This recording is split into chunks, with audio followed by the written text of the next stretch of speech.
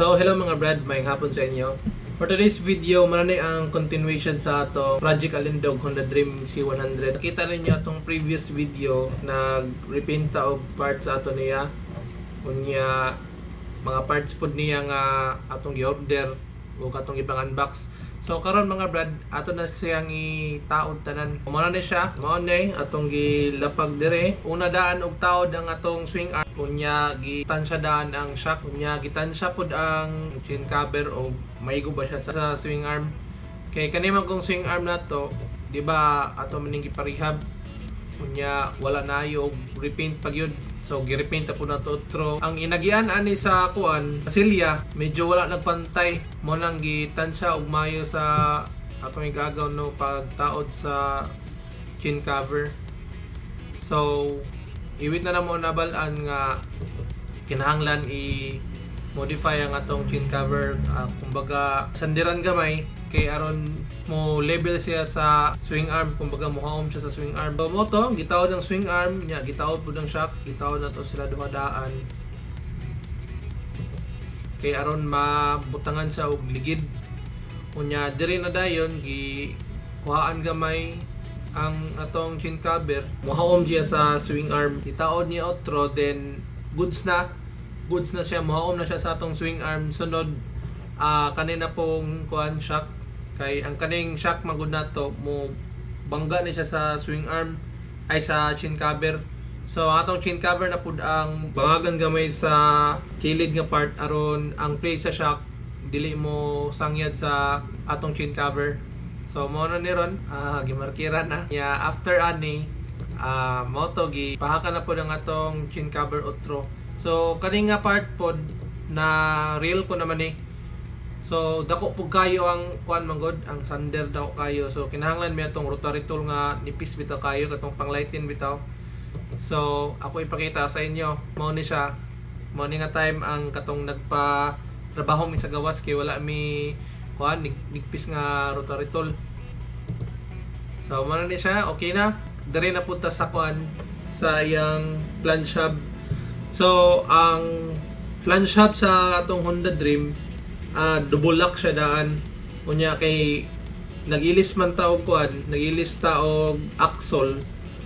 Ang may tabuan ni ang katong iyang stock nga lock. Ang stock nga lock sa Honda Dream naka mount na siya daan. I mean ang nut para sa stock nga lock sa Dream naka-mount na siya sa flange hub, kumbaga walay spacer. Ang spacer anang flange hub niya naka-mount dira ang butanganan og nut para mulak siya, mulak ang axle.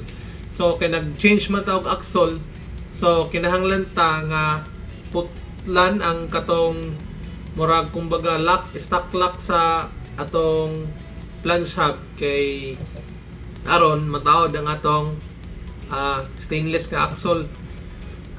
So mo to giputol na kay unahon lagi yung pagtawod ang kuan ligid aron makakuan na. So mo ni siya iputol na. Unya gitawod na dayon na natong stainless nga nut og ang atong sprocket. So diri pod nga time mga brad, goal ko kay ang gitawod na to nga I mean ang gipalit na to nga sprocket set 428. So na goal ko basin mo sangyad siya sa chin cover. Kay usually manggod ang Dream, Wave, XRM kasagara mga sukod ana sa sprocket 420 lang o 415. So later po na ko na realize nga patay 428 ra ba to basin mo sangit siya sa chain cover kay lapad mo kuning 428 og chain sugal na lang ta. Gitawod na lang gihapon sa atong igagaw kay naa naman napalit naman tumoto gitawod na ang atong kuan pod stainless nga axle ug stainless nga chain adjuster. So gigamitan lang kahoy no aron di ma-damage ang atong stainless nga axle. Mas may gining kuan kanang familiar og kay concept ang mo taod bitaw kay aron dili kuan dili maabuso pag taod sa mga parts labi na kato usalain to mo taod na martelyo na to, damage na ang imong axle. Anyways, pahugta na. So nindot kita naon mga brad nga puro stainless ang nakakabit sa imong motor kay para wala na gitaya.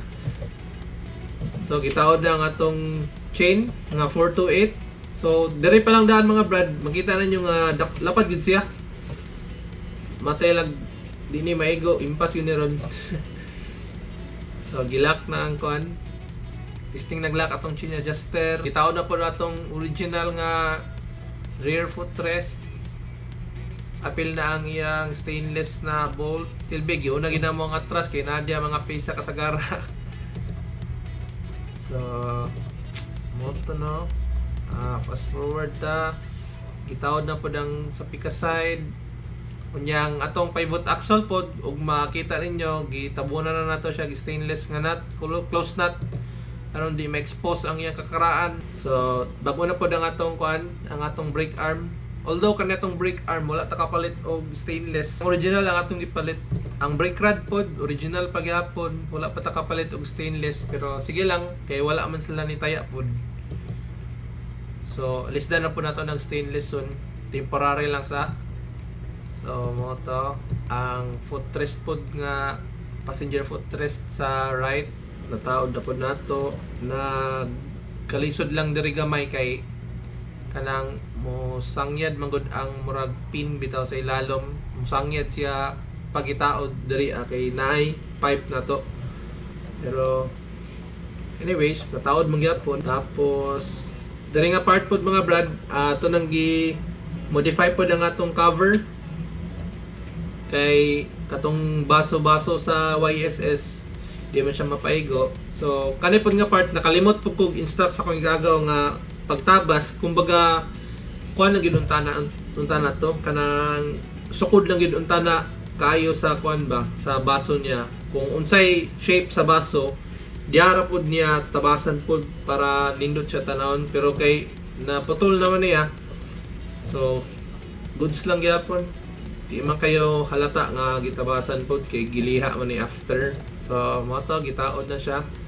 Goods naman gyapon nya. Gitaod na pod dayon apil ang rear cover. So mo to. So far mo man to ang kuan major tauronon sa atong motor.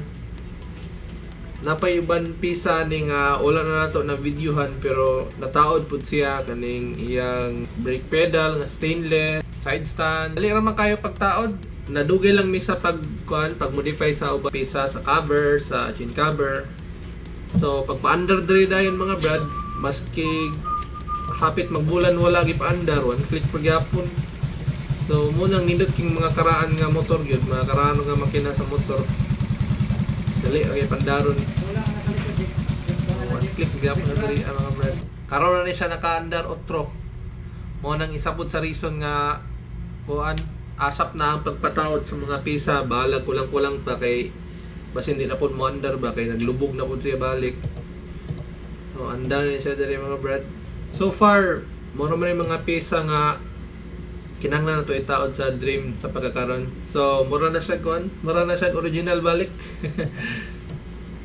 Unya daghan pa kog plano ani nga usabon ato pa ni siyang ipa-convert og disc ang front, pero sa pagkakaron hingani lang sa Asia, no? Mag-ilis pa punta og rim, mag-ilis pa tag spokes, i-repaint pa nato ang kuan, ang hubs niya. Unya ug mag-convert mangut ta og disc sa tubangan, kinahanglan ta og brake master, brake caliper, outer tube siguro sa Wave 125 nga outer tube ang atong kinahanglan. O syempre kinahanglan disc. So kana pud nga panahon pod mag-ilis na lang pud ta og rim aron isara ka baklasan. Unya ma-repaint ato ang hubs, unya itaw na din nato tanan. Sa ipanan ano nyo, bagay ba ang pag restore sa atong Dream? So mura to mga brad, mura to akong video karon, i-share gid ako sa inyo ang atong pag restore sa atong motor. So finally na restore na siya. Unya na padagan na po nato siya. So sooner or later mag-post na po ko videos sa atong motor bahin sa atong Dream lang gihapon. So abang-abang lang mo sa sunod na to nga vlog mga brad. So sa mga nagbiyahe di karon, ride safe sa tanan sa inyo. So Salamat sa pagsubaybay sa atong page Permeno. Salamat sa pagsuporta. So, again, mula sa atong video karon mga brad. Ride safe. Peace out.